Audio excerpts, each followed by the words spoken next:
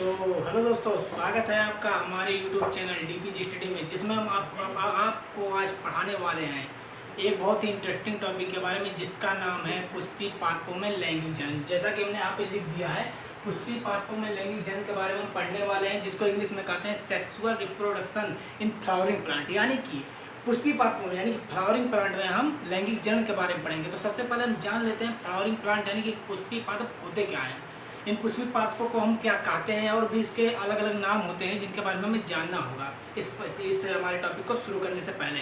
तो दोस्तों, जब हम अपने इस टॉपिक के बारे में जानते हैं तो सबसे पहले आप जान लीजिए, एक वैज्ञानिक थे हमारे जिनका नाम था क्या, आइकलर। ये आइकलर नामक वैज्ञानिक थे, इनका नाम हम यहाँ पे लिख दे रहे हैं।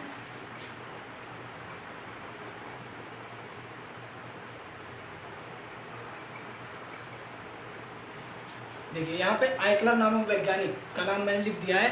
तो वैज्ञानिक जो थे उन्होंने क्या किया, पादपों को बीज धारण करने के हिसाब से, यानी कि जिन पौधों में बीज होता है और जिन पौधों में बीज नहीं होता है, बीज युक्त और बीज रहित पौधों को उन्होंने दो भागों में क्लासीफाई कर दिया है, डिवाइड कर दिया, बांट दिया। यानी कि दो संघों में हम कह सकते हैं, दो संघों में इन्होंने इसको बांट दिया। पहला हमारा संघ है जिसको कहते हैं हम क्रिप्टोगेमस। पहले यहाँ पे लिखते हैं पादप,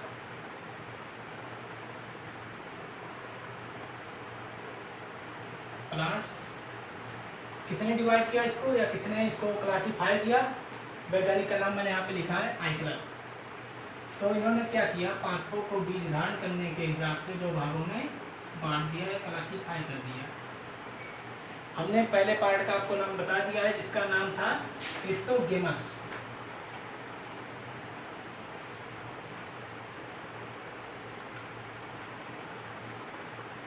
तो ये क्रिप्टोगेमस हो गया।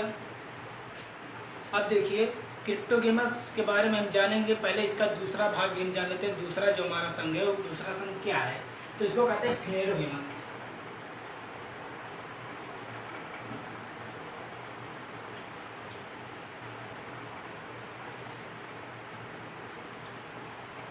आइकलर नामक वैज्ञानिक ने क्या किया, पादपों को बीज धारण के हिसाब से, यानी कि बीज के हिसाब से लिख देते हैं क्या, बीज धारण करने के हिसाब से लिख देते हैं आप।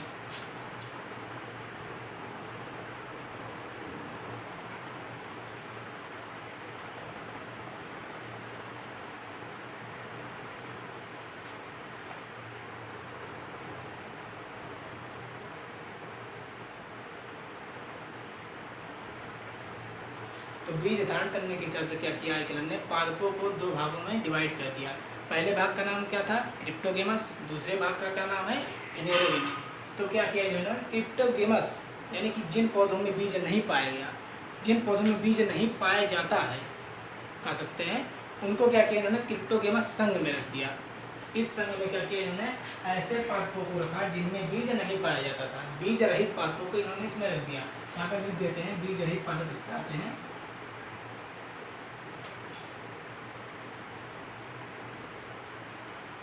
बीज रहित पादप इसमें आते हैं, किसमें, क्रिप्टोगेमस में।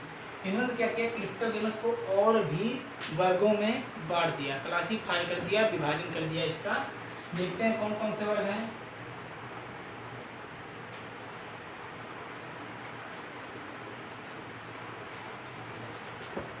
उन वर्गों का नाम है, एक एक करके वर्गों के बारे में जानेंगे। पहला हमारा थैलोफाइटा।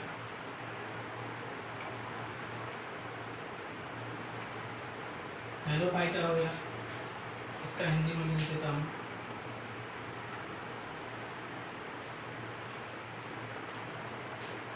दूसरा हमारा वर्ग क्या है, ब्रायोफाइटा।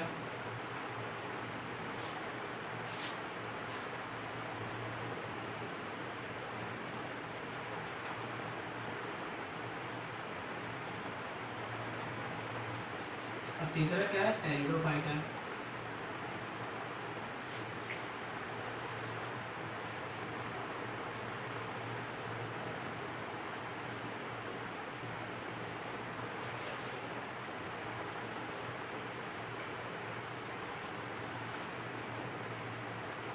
तो ये तीन वर्ग थे जो क्रिप्टोगेमस में आते हैं। किसमें, क्रिप्टोगेमस में। क्रिप्टोगेमस क्या है, एक संघ है जिनमें बीज नहीं होता है, जिन पादपों में, उसको इसमें रख दिया गया है। तो देखिए इसमें 3 वर्गों में इसे डिवाइड किया गया है, थैलोफाइटा, ब्रायोफाइटा और टेरिडोफाइटा में। अब ब्रायोफाइटा, टेरिडोफाइटा और थैलोफाइटा होता क्या है, इसके बारे में हमने पिछली कक्षाओं में पढ़ा होगा, 11th में आपने पढ़ा होगा, और नहीं पढ़ा तो थोड़ी बहुत जानकारी मैं इसके बारे में दे देता हूँ। तो पहला हमारा क्या है, थैलोफाइटा। थैलोफाइटा आप लोग जानते हैं काफी निम्न कोटि का पादप होता है, जो कि जल में पाया जाता है, कह सकते हैं तालाबों में पाया जाता है। इसमें क्या होता है, पत्तियाँ पूर्ण विकसित नहीं होती है, इसके जो विकास होता है वो पूर्ण रूप से नहीं होता है इस पादप में। और दूसरा क्या है हमारा, ब्रायोफाइटा है। ब्रायोफाइटा क्या है, इसको पादप जगत का उभयचर भी कहते हैं, सबसे महत्वपूर्ण इसकी खासियत है।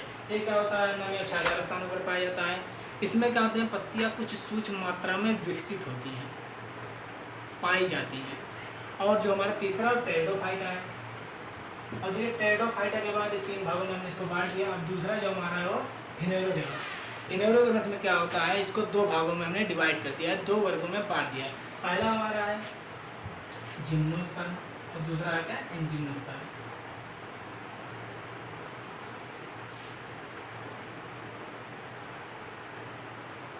दूसरा क्या है, जिम्नोस्पर्म।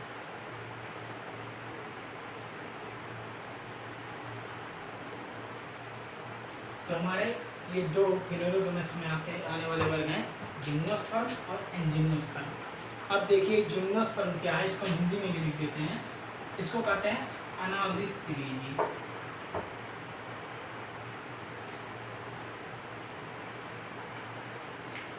दूसरा क्या है, आवृत बीजी।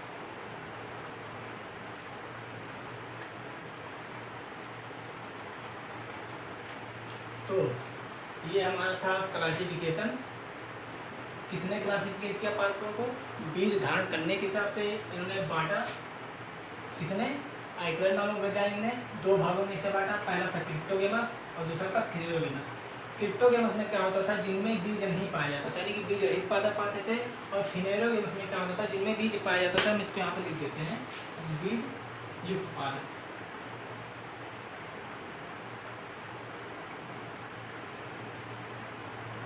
इसमें क्या होता था, बीज युक्त पादप आते थे, इसमें बीज रहित पादप आते थे। अब रही बात इनके क्लासिफिकेशन की, यानी क्रिप्टोगेमस और फिनेरोगेमस के, तो जान लेते हैं। क्रिप्टोगेमस 3 भागों में बांटा गया था, जिसका नाम है थैलोफाइटा, ब्रायोफाइटा, टेरिडोफाइटा। और जो फिनेरोगेमस है, यानी कि बीज युक्त पादप, इनको 2 भागों में हमने बांट दिया था, जिसका नाम है अनावृत बीजी, आवृत बीजी। अनावृत को कहते हैं जिम्नोस्पर्म और हमारा आवृत बीजी जो है उसको कहते हैं एंजियोस्पर्म। अब देखते हैं इनको पुष्प, किन पौधों में पुष्प पाया जाता है। अब इसी के हिसाब से हम क्या पढ़ेंगे, जो हमारा टॉपिक है पुष्पी पादपों में, हमें पता चलेगा कौन से पादप पुष्पी होते हैं, यानी कि जिनमें पुष्प पाया जाता है वो कौन से पादप हैं, किस वर्ग में आते हैं, इसके बारे में हम जान लेंगे यहीं पे। देखिए पुष्प के हिसाब से क्या करेंगे, तो जो हमारे तीनों क्रिप्टोगेमस जो संघ के पादप हैं, यानी कि जो वर्ग हैं, इनमें क्या होता है, किसी भी वर्ग में पुष्प नहीं पाया जाता था, यानी कि इनमें देख लीजिए पुष्प तथा इन सभी तीनों वर्गों में पुष्प नहीं पाया जाता, पुष्प अनुपस्थित होता है। इन तीनों वर्गों में पुष्प नहीं पाया जाता, किसमें, थैलोफाइटा में, ब्रायोफाइटा में, टेरिडोफाइटा में। अब बचा हमारा फिनेरोगेमस, यानी कि बीजयुक्त पादपों में। तो इनमें 2 प्रकार के आते हैं, अनावृत बीजी, आवृत्ति बीजी। अनावृत को कहते हैं जिम्नोस्पर्म और आवृत्ति को कहते हैं एंजियोस्पर्म। तो जो हमारा अनावृत बीजी है, इसमें क्या होता था कि इसमें भी पुष्प नहीं पाया जाता, इसके बीज स्वतंत्र अवस्था में, खुली अवस्था में होते हैं। देखिए इसमें बीज नहीं पाया जाता, या पुष्प भी, इसमें पुष्प नहीं पाया जाता, इसमें बीज तो होता है पर पुष्प नहीं होता। पुष्प अनुपस्थित होता है। और जो हमारा बचा आखिरी एंजियोस्पर्म या आवृत्ति बीजी, इसमें क्या होता है, पुष्प पाया जाता है। यानी कि हमें इससे पता चला, इसके क्लासिफिकेशन से पादप के, कि किन पौधों में बीज पाया जाता है, किन पौधों में बीज नहीं पाया जाता है, और किन पौधों में पुष्प होता है, किन पौधों में पुष्प नहीं होता है। हमने इसके बारे में इस क्लासिफिकेशन के माध्यम से जान लिया। तो दोस्तों देखते हैं इसको बारे में थोड़ा हम कोई रिवीजन कर लेते हैं। हमारे वैज्ञानिक थे आइकलर, जिन्होंने पादप को 2 संघों में बांट दिया। कौन कौन से संघ में, क्रिप्टोगेमस में, दूसरा संघ है फिनेरोगेमस। यानी कि जिन पौधों में किसके हिसाब से बांटा था, बीज के हिसाब से, यानी कि जिन पौधों में बीज पाया गया और जिन पौधों में बीज नहीं पाया गया, इसके हिसाब से इन्होंने इसको क्लासीफाई कर दिया। तो देखते हैं क्या होता है। इन्होंने 2 भागों में बांटा, क्रिप्टोगेमस, फिनेरोगेमस। तो फिनेरोगेमस जो था उसमें बीज पाया गया और जो क्रिप्टोगेमस था संघ, उसमें बीज नहीं पाया गया, उन पादपों में बीज नहीं पाया जाता है। उनको जो है 3 वर्गों में हमने क्लासीफाई कर लिया, बांट लिया। देखते हैं कौन कौन से वर्ग हैं। पहला हमारा थैलोफाइटा, दूसरा है बैरोफाइटा और तीसरा है टेरिडोफाइटा। ये जो तीनों वर्ग हैं, इन तीनों वर्गों में इसकी खासियत है कि इसमें पुष्प भी नहीं पाया जाता। जाहिर सी बात है, जब बीज नहीं पाया जाएगा तो पुष्प भी नहीं पाया जाएगा। और देखिए हमारा जो आ गया दूसरा बीज युक्त पादप, जिसे कहते हैं फिनेरोगेमस, इसको 2 वर्गों में बांट लिया गया। पहला वर्ग है हमारा क्या, अनावृत्ति बीजी यानी कि जिम्नोस्पर्म, और दूसरा है हमारा क्या, आवृत्ति बीजी, जिसे कहते हैं एंजिम्नोस्पर्म। Gymnosperm, angiosperm. तो देखिए क्या होता है, जिम्नोस्पर्म यानी कि अनावृत्ति बीजी जो पादप होता है, जो पौधा होता है, जो प्लांट होता है, उसमें क्या होता है, पुष्प नहीं पाया जाता। भले ही इसमें बीज पाए जाते हैं पर इसमें पुष्प नहीं पाए जाते, यही इसकी खासियत है। और दूसरा क्या होता है, एंजियोस्पर्म, आवृत्ति बीजी। आवृत्ति बीजी पादप क्या होते हैं कि जिनके जो बीज होते हैं, आवृत्ति माने आवरण, यानी कि आवरण में घिरे होते हैं, यानी कि फल के अंदर पाए जाते हैं, किसी आवरण से घिरे होते हैं, कह सकते हैं। तो इन्हीं को कहते हैं आवृत्ति बीजी पादप। इन्हीं पादपों में क्या होता है, पुष्प पाया जाता है। तो हम कह सकते हैं कि अनावृत्ति बीजी पादपों में पुष्प नहीं पाया जाता है। और हमारे जो क्रिप्टोगेमस जो संघ है, इसमें जो जितने भी हमारे वर्ग आते हैं, इन सभी में पुष्प नहीं पाया जाता है। हमारा पुष्प पाया जाता है किसमें, आवृत्ति बीजी पादप में। और इसी के बारे में हम इसमें अध्ययन करेंगे। पुष्पी पादप हम किसे कह सकते हैं, आवृत्ति बीजी को। हम यहाँ पे पुष्पी पादप के स्थान पर आवृत्ति बीजी पादपों में लैंगिक जन्म पढ़ सकते थे, यानी कि एंजियोस्पर्म में हम क्या सकते हैं, सेक्सुअल रिप्रोडक्शन के बारे में लिख सकते हैं यहाँ पे, क्योंकि इन्हीं में पुष्प पाया जाता है। तो दोस्तों आज के लिए बस इतना ही। अगर वीडियो आपको अच्छा लगा हो तो लाइक कर दीजिएगा। तब तक के लिए धन्यवाद।